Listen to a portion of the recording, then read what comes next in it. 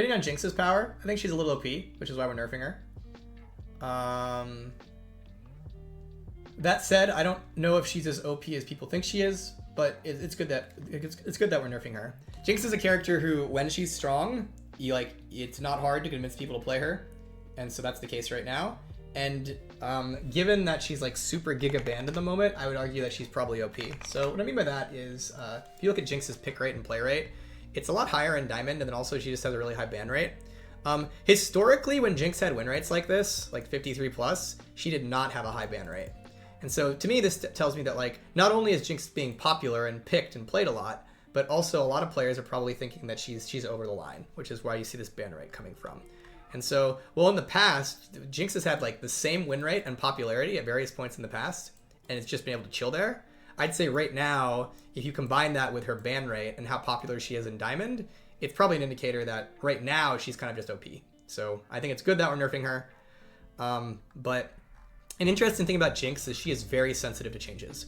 Jinx is the kind of character who, if we nerf her armor by 2, she'll go from picked every game to never picked at all in the highest levels of play. Like, that happens.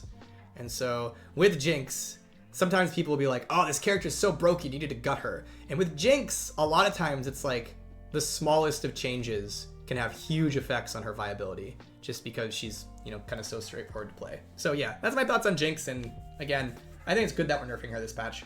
I think it's like, she definitely is too strong. So nerfing her, I think, is smart. So if I was to like summarize it, it's like, I don't think we need to nerf Jinx because of necessarily popularity, but I do think we need to nerf Jinx considering she is significantly more played than anyone else and is carrying a ban rate and is much more played in Diamond. That's another thing is, historically when Jinx was giga popular, it was the opposite. She'd be very popular in Silver and her pick rate would fall off in Diamond. And to me, that's way less worrying if a character is giga popular in Silver, because it means like people are more likely to be playing it for fun or theme. And then when you get into Diamond, players are like, there's counterplay here, we don't have to worry about it, and so they don't pick it as much. And so there's been versions of Jinx in the past that are high win rate, high pick rate, but not in Diamond and not banned. And that looks a lot different than this current Jinx, who is decent win rate, high win rate, high pick rate, banned a lot, and picked a lot in Diamond. That's more scary to me. So I think it's like just generally good that we're nerfing her. Yeah. And if you're wondering why we didn't nerf her for last patch, because remember we nerfed Zeri for last patch, and so there's a lot of people who are asking, well, why didn't you nerf Jinx too? And again, last patch was the MSI patch. And Jinx isn't super popular in Pro right now. She's picked. She has like a 30% pick rate or something, but she's not super popular. And so we were fairly certain that if we nerfed Jinx in the MSI patch, it would have just knocked her out of the meta. And we actually felt it's valuable to have some Jinx in the meta. And so we nerfed Zeri because Zeri had like an 80% pick rate, whereas Jinx only had a 30% pick rate. So we opted to wait a patch to nerf her to make sure that she was able to like be an MSI and make sure there's like some more variance in the meta with her around. So yeah. Jinx nerfs are fake. I don't think they're as fake as you think they are. So for those of you who don't know, we're increasing her ult cooldown by 15 seconds. Want to be clear that it's not a massive nerf. So if you're like, you need to nerf her a huge amount, I don't think we necessarily do, and the ult changes aren't a massive nerf. But I don't think they're super fake for 2 reasons. When Jinx's ult is such a low cooldown, it means she can constantly try to fish for kills across the map, which just means she always has a lot of combat power and like, can just get those like random YOLO kills early, which puts her ahead. And then also she's able to do it, at least at a high level, to do things like cancel backs. Like you'll see at higher MMRs, a lot of like Jinx players being like, oh, we're both backing, my ult has a 2-second cooldown, so I'm going to throw it at their tower because I know they're there, and I'm just going to cancel their back and get tempo. So especially in higher levels of play, the ult change is a tempo nerf in a few situations. So that matters too. Anyways though, I agree it's not a massive nerf. But the goal we're doing this patch is not to massively nerf Jinx. Our goal is to nerf her a bit because we think she's over the line. So, yep. Why won't we buff Yone? I guess the question is Yone weak? Yone is the 3rd or 2nd most popular champion in the game, which, makes sense. He's very fun to play. He has quite a decent ban rate. He seems very functional. And so the question would be like, is he weak? Because he's definitely a rough time to play against when he's too strong. So it might be that he's weak and needs buffs. Just because you're popular doesn't mean we shouldn't buff you. Like, we buff Lux all the time, and she is the most popular champion in League of Legends most of the time, is Lux nowadays. So, like, we buff Lux all the time, because there's metas where Lux is, like, legitimately weak, and maybe that's true for Yone. but mentioning that like just because Yone's win rate is below 50 doesn't necessarily mean he's weak. He's a character who has a lot of mastery, a lot of skill expression, and so that's a character who tends to be viable at lower win rates compared to like Maokai or something. A good quote I heard from Zukiel is, Yone is strong if you play him perfectly, but an element of that relies on your opponent's mistakes. That's a good thing, Caboose. That's a good thing. We want that for high skill champions like Yone. It is important with a high skill champion like Yone that he can't just outplay everything. It is important that sometimes he just fails and can't win, and sometimes he's able to take advantage of mistakes. Like, that's a valuable thing. Now, there's a degree of that goes too far.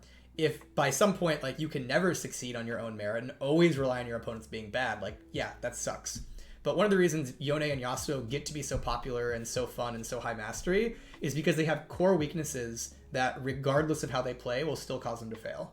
That is really, really important for these high mastery champions. Otherwise, you get into a situation where these characters are just impossible to play against, super frustrating, super broken in pro play, and super broken in challenger. And the end result of that train is they get nerfed into the ground. So it's generally better with high skill champions that even if you're a god at them, even if you're challenger, there's certain times where you just can't win. That's really, really important that they all have things like that. Otherwise, they just become like much, much more difficult to balance. And the end result of their balancing probably results in a character that tends to be a lot less fun to play. What are meant to be Yone's core weaknesses? I haven't thought about it a lot, enough to really mention that to you. So I don't know. I haven't thought about Yone recently. Just talking to the fact of like, hey, what's someone thinking? I believe some of his core weaknesses are like kind of like his straightforward nature. It's like, what is he trying to do? It's like ult on you, kill you, and then blink back. So there's things like, you know where he's going to end up. There's things like, he's a squishy melee champ for the early game, which is a big deal, right? Means like, you can try to burst him out, stuff like that. His ultimate's dodgeable, especially at high levels of play. So if he tries to ult you and do stuff, you jump out of it. And that's a big part of his effectiveness is, did he hit the ult, right? There's a number of things like on Yone that you could like avoid. People often complain about Sylas E and Akali E doing 1 billion damage. Here's a good example here. Lol, Vicky, Akali. Some people are like, Riot, you're trolling. Why does Akali E have 450 base damage with a 1.2 AP ratio with 85% total AP? What's going on? Why is this spell so insane, right? That's a reasonable question, Twitch chat. The reason is that's a spell your opponents can dodge. The reason we loaded so much power into Akali E is it means that no matter how good you are at Akali, if you try to E Faker and his flash is up, you will fail. And that's a good thing. That's a good thing. Because Akali has a lot of agency and damage in the rest of her kit. And so by loading a lot of power into things that will cause her to fail against good players, it makes her like a much more balanced champion. So that's the idea there. That's the idea. Same thing with Sylas E. By putting power in Sylas's spell that can be dodged, it means the best players in the game will have more options against Sylas because they are the best at dodging spells. There's only so much Sylas or Akali can do to guarantee their E's hit. What do I think of ASOL? Cool guy. I'm pretty happy where he ended up in the long term. I think we made him too weak for a while, so I'm glad a while back that we did those buffs that like made his laning phase more fun and functional. I think those were really, really good buffs for the character, and I think he's ended up in a pretty good spot. So I'm a fan of ASOL, although I do think he suffered for a while from being like non-functional at 51. So a danger with simple to play characters is the idea of being non-functional at 51% win rate. And the reason that's dangerous is it is not obvious that a character at 51% win rate is weak, right? Like a lot of players will be like, why are you buffing a 51% win rate champion? Doesn't mean they're already OP. And it's like, if Yasuo is 51 and we buffed him, that would probably be a problem. But there's a lot of characters who at 51% win rates are legitimately weak because they don't have a lot of outplay potential. And they don't have a lot of like variance in their pattern. That is not an indication of a bad champion. There's a lot of characters who are fun that way and should be like that. ASOL is a character like that, I think, though, that tends to need to sit at much higher win rates to truly be viable because of how straightforward and simple he is. And so I think that's the hard part about his kit is that he's straightforward and simple, and so he'll probably be more, over the long run, more challenging to balance because he's not a character like Yone, who when they're at 49% win rate is legitimately viable.